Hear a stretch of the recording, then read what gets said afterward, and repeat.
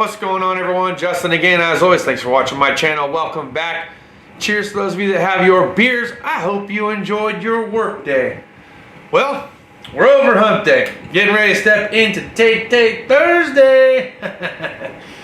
And I got a few things today. And today is actually kind of a special video, so hope you guys enjoyed. But before we kick off tonight's video, make sure to be a bud and grab yourself some suds. You can do so by tapping that little beer mug at the bottom right hand corner. We appreciate it because that makes you a subscriber, and being a subscriber is pretty awesome. Also, don't forget to hit the bell, dong, so you can be notified when I post my next Mechanic Insight video, tool review, or you just simply want to hang out with us on TGIF. Maybe I have an occasional how-to over the weekend or something like that. All right, that being said, let's roll right on into it. So today, Snap-on and Matco both stopped by the shop. The guys at the shop are actually a little bit surprised that Matco had stopped by this shop because he hasn't stopped by the shop in quite some time. But, you know, we're boys, and I bought a nice box from him, and he wasn't going to not stop by, am I right? So he stopped by, and I'm happy to announce that I did preemptively order the blue and black handled, black shanked, 88 tooth Matco Ratchet that Clay announced. These colors, about a week or two ago, that were coming out. They have it in the 1/2 inch, the 1/4 inch, and the 3/8 drive. So I did pick up the 3/8 drive since that is a go-to for me. I love this style of ratchet when it comes to Matco. This is their anniversary series ratchet, okay? It doesn't say the 40 up here like my other one does, but it's got the American flag on the shank, okay? So that was really, really cool. For those of you that wanted this part number I actually will tell you because I accidentally gave him the screenshot of a 1/2 inch one. He had them all on the truck anyway, so lucky for me I was able to get the one I really wanted. So the part number is Bravo, Foxtrot, Romeo, 128, Bravo, Lima, Foxtrot, Bravo, little space, DL, okay? So that is the part number on Mir, in case you guys wanted it. All right, and it kind of goes side by side with my slightly longer 3/8 drive in the chrome with the blue and the black handle, which was one of the first promotional releases. Now, why is this such a big deal to me, and why do I have so many dang Matco ratchets? It's a very big deal to me, and you can see I've been using this one here at the house, and I've had several projects at the house where this one has come in handy. And yes, it is a little bit longer than the other one, but it's a big deal to me because this just goes to show you just how powerful social media is, okay? Look, from what I gathered from this whole entire thing is that Clay actually had been working with or talking with some of the guys over at Matco, and they did a color contest, so to speak, asking you guys what colored handles would you like to see or would you prefer the most. And a lot of subscribers had said blue with the black handle would be awesome, and so they did. And then Matco had came out with their red and black, orange and black, green and black with the black shank. And a lot of people really wanted to see this blue and black handle with the black shank. So they did come out with that. So again, just goes to show you the power of social media and the YouTubes, and the fact that my boy Clay was able to make all this happen just with his YouTube channel, and all of you lovely subscribers that commented and chose to vote on the color. You guys rock. And as a result, I now own both, okay? We did give one to Chris from Client Graphics, the one with the chrome shank. And I did preemptively order the 1/4 inch with the black shank that should be coming to us sometime within the next week or two, okay? So cheers to those of you that have your beers, and thanks for voting on such a really cool color, Ratchet, because doesn't it just go good with the Mopar blue? I believe so, man. That's what I'm excited about it, dude. I really am. All right, so cheers to that. Okay, I was trying to get out of there, right? Try not to be too much past my time. So I didn't want to be in the OT any longer than I had to. And as a result, I kind of grabbed the wrong universal joint. I'm going to tell you what I got, though. Okay, so this is a very used and abused Sunex 3/8 drive, 12 millimeter 12 point for Ford drive shaft fasteners that go to the rear pinion, okay? And this thing is every bit of locked up. I can only get it to go 2 directions. Unless I'm forcing the gun on it, I can get it to turn, but man, I had warranted this thing out twice, and I gave up on the 3rd time, and I've been using it as a slightly broken but still worked socket for the betterment of probably about 2 years. So even though it's locked up, it still works, but it's taken a beating. And no matter how many times you try to shake it, this is supposed to be impact rated. It's supposed to be of good quality because, you know, for the most part, Sonix makes good quality stuff. Unfortunately, this product was one of their not so good products, okay? So I did pick up a brand new snap-on, and though this is not a snap-on, this is an Icon Universal 3/8 drive adapter, because I grabbed the wrong one. But just trust me, okay, it looks similar to this except for it has a little deal at the top, and it's a 12 millimeter 3/8 drive universal socket from Snap-on. So I upgraded, okay? I went away from what it was that I was using to a newer, more higher end platform in hopes that I don't have to fall into this same exact ordeal all over again. So that's gonna go into a box of randomness that will be given away to somebody that wants it, I'm sure, at some later date. I have to remember to take that back to work. Didn't go away completely unscathed though, okay? Because that one socket that I got from Snap-on was 50 bucks, and I was like, what in the hell? Way too much for one dang socket if you ask me. But maybe, just maybe, it's because my Snap-on guy, that's not him, but they are looking to hire if you want to own your own route and BYOB, right? Just in case you guys wanted to know, that was the flyer on their truck. Garrett did hook me up with a Mexican train of Dominoes set. So this is gonna be really cool. Nice little family game to play on the weekends. I know I got some familia down the lower desert, and my Theo is gonna be coming down for a visit here in the next 2 weekends from now. So I will not be doing a Friday night, I don't believe, on that day, unless I get out of work late. If I get out of work late, then we'll probably do TGIF, and I'll go down and meet up with my Theo down in the lower desert on a Saturday or something like that. But we used to play dominoes and throw cards and play poker and stuff like that, so maybe we can do that. I don't know. Pretty cool though. So I did get that for the freeze. That was pretty awesome. All right, last item, and I'm gonna explain something here. Just give me 1 second. Okay, so a lot of you know what this is. Made by Lisle or Lisle. Okay, it's a spill-free funnel. But when you're burping and bleeding a system, it still makes a mess, okay? Which is why most of us just use an airlift. As technicians, we use an airlift because it pulls a vacuum on the system, pulls all the air out, and then fills it up. And for certain manufacturers, Chrysler, Volkswagen, and some other European models like Audi and BMW, require you to actually use a Venturi or an airlift to pull the air out and then use the vacuum to pull coolant back into the system. But these things still do come in handy, and they do serve a purpose. They also work out well for topping off coolant reservoirs or overfill bottles, okay? An idea that I had on the fly when I had my very first trailer harness that I had to install was a factory harness, okay? I didn't find myself in a position where I needed to feed part of the harness through the firewall by making a small incision into one of the boots that goes to the firewall. Well, I did not have a way to gently or nicely pass a harness through it, and I had the idea, because I had this coolant filler buddy kit, to use this piece out of it. And what I did was I just kind of wedged it in there, and then I took a coat hanger, wrapped tape around it to protect the ends and to actually adhese it to a coat hanger, and I fed it through the firewall to the other side. Then once I had done that, I had removed the tape and pulled it through. Then I got everything together, and then I realized I accidentally forgot it in there. So I had to disconnect it, redo it, and then slide it out, okay? So I was thinking to myself, You know, it would be nice to not have to use this, and don't they make something that could be better?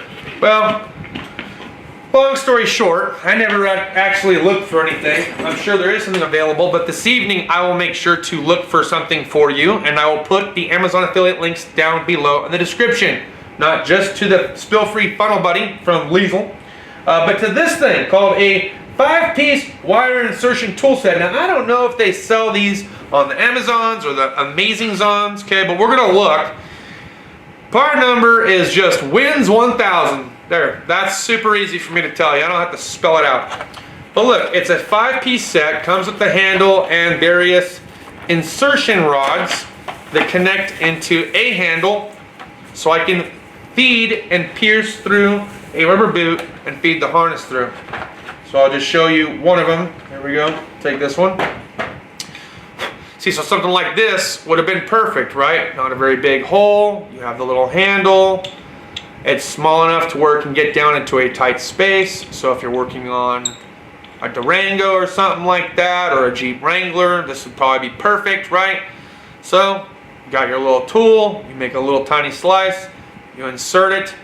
Then you feed your harness through the one end, again with the coat hanger, wrap tape around it, slide it on through the firewall, pull it through, but then do not forget to take your tool out like I had forgotten, and then that's it. But it is a very handy tool for those of you that are installing factory wiring harnesses. Not exactly sure how much this cost. I didn't ask, I just told him, get it to me. Give it to me, I'll take it. So I took it. Some of you guys can Google it, okay? Because Snap-on has a website. I'm sure they have an amount on there that you guys can look up. Well, all right. Now for tonight's discussional topic question. And this is a question that I had actually thought about quite a bit. And I thought about it a little bit more after I seen a couple of texts go on there to get price quotes for toolboxes from not just Matco, but also Snap-on. And it kind of got me thinking a little bit back to when I had first started and I had made my first mistake of buying the Snap-on KRL. You guys know the story behind that one. But I started thinking about, like, now why is it that it's, in general, that it's usually the new guy that starts out that wants to buy a high-end box first, whom has not quite built up a sufficient tool or mechanic set. They might have a basic set and, you know, some pry bars, sockets, things like that. And then they go right for the gusto and they buy an expensive box. So I had proposed the question last TGIF to CP the Tool Addict, to Power Stroke Jude, to Wes, his name's John, West, forget his channel, I apologize. If you remember being in the chat with me, put your link down below in the comments. We appreciate it.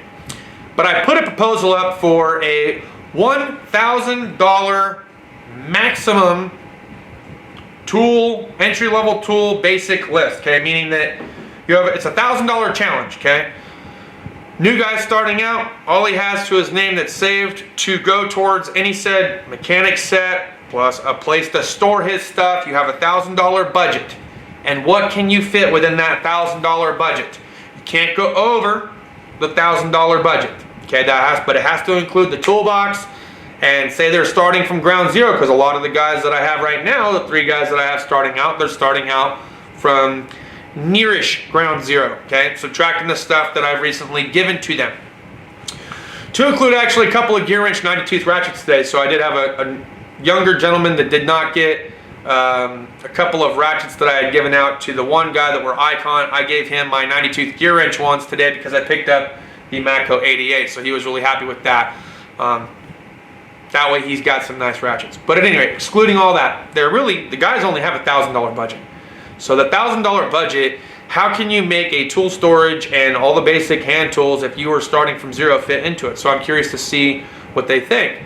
So I started really thinking about this, like why is it that a new mechanic or technician that starts out always go for that toolbox first, the expensive one first? And I started thinking about it. I think a lot of it has to do with the type of work that they're doing, right? So a lot of these guys are doing oil changes, maybe a couple of small little airbag recalls that they get tossed into the mix, or air filters, or maybe they do some flushes and things like that. So they're really not using a lot of hand tools right away.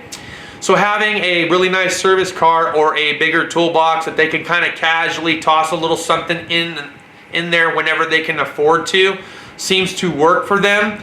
And you know, if I start thinking about it, I didn't have everything that I have right now when I first started, obviously, right? And the tool list of stuff that I had originally bought, and they came from Harbor Freight, after things broke and I started moving up towards the expensive stuff, over time I built this really nice tool set that works for me. And even still, there's a few things here and there that I pick up. Some are wants, some are needs, okay? But at the end of the day, I pretty much have all my needs and even some of my wants kind of covered, to include some diagnostic stuff. But it's the big expense.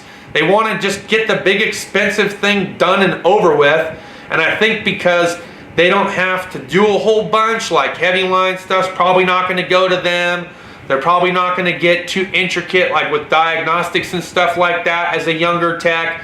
It's going to be brakes and maybe some struts and maybe some tune-ups and things like that. So really just some basic mechanics set and some really interesting pliers that can get into tight spots and things like that. It's pretty much all that they're going to need. So in their reality and in their opinion and in their world, paying for the expensive box first is what they believe that they should do. And I was there, okay, I did the same exact thing, but then after I had, I did it too soon. I did it way too soon. I would like to see a tech at least wait 12 months, maybe even 24 months before doing something like that, because you don't know how fast you're going to move up in the levels. You could very well get your level 1 or even level 2 within less than a year.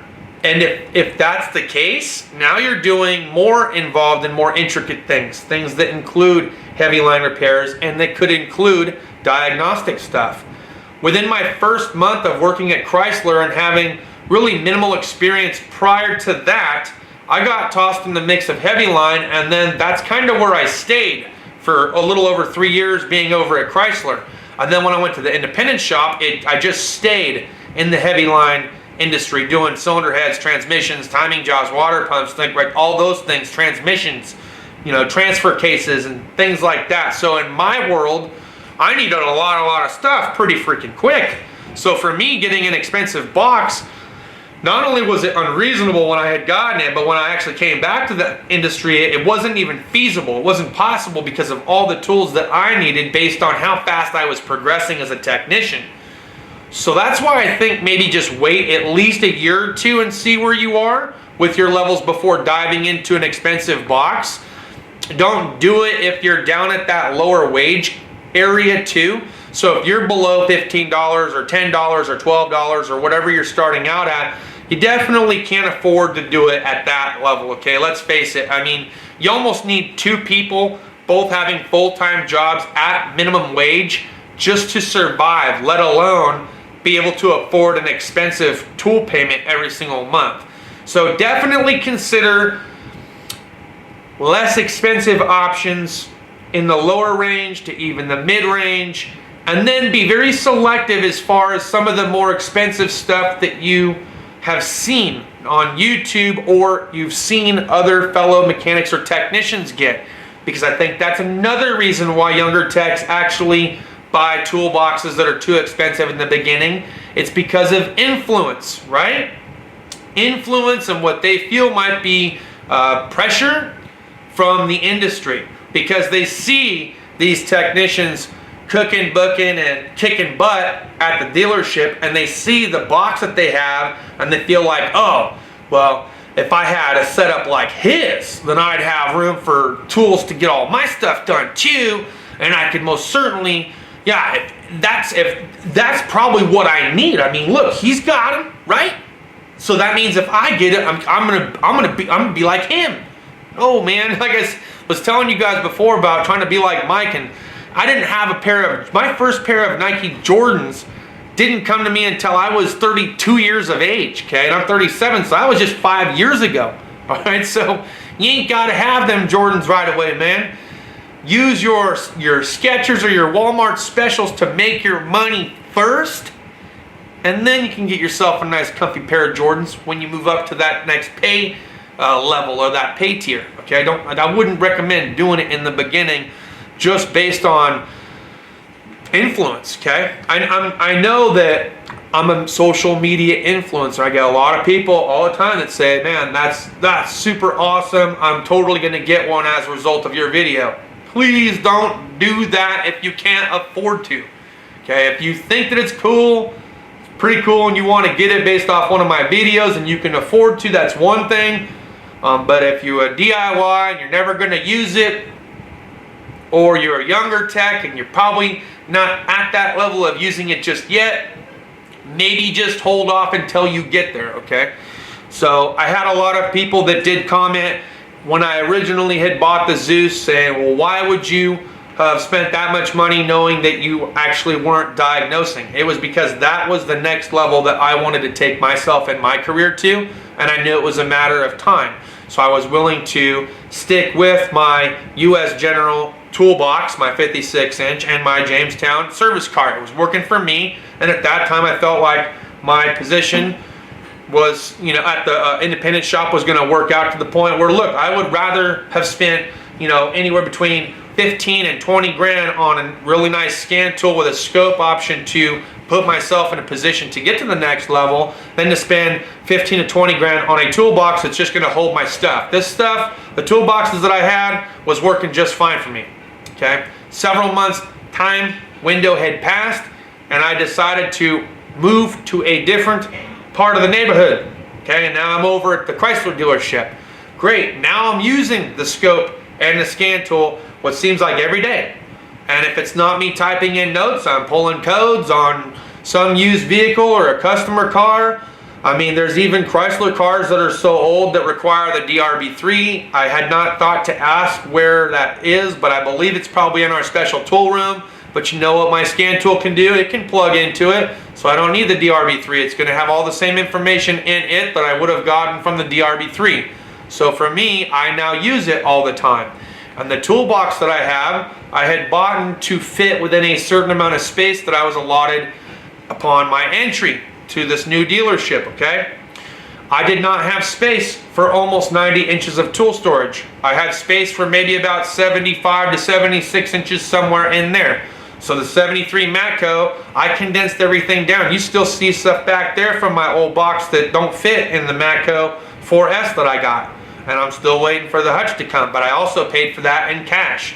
I almost got Matco completely paid off. So I'm not trying to step into a new bill with them, because once they pay off, all I have left is Snap-on for the scan tool. Cool. Then I'll focus most of my energy on paying that off. So you got to have a game plan when you're thinking about what it is that you're going to buy, when and how you're going to buy it, and you have to make sure it's going to fit within your budget, okay? You have to remember where your income level is at. What you can afford is going to be different than what I can afford and what maybe somebody else can afford, okay? So again, don't let social media influence dictate what it is that you're buying just based on what you felt like was a really solid video and you just want to get it based on that. Don't let the influence of one of your lead mechanics or techs over at your shop that just got a brand new either Snap-on or Matco box be like, oh yeah, I got a wicked good deal, bro, and they gave me like $1,500 for my US General, and the guy's going, dang, I only paid $8 for that. That's pretty nice, man. There's a reason why they give you so much on the rebates and the markup. And there's a reason why it seems like it's a super sick deal, okay? It's tied into it. It's tied into the actual purchase. They already know. But it's a nice and it's enticing to bring you on board to get maximum what you feel is top value or more than the value that you actually paid for that box.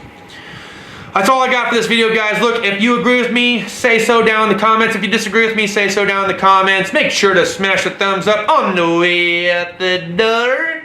And we'll see you guys next time. Cheers and deuces.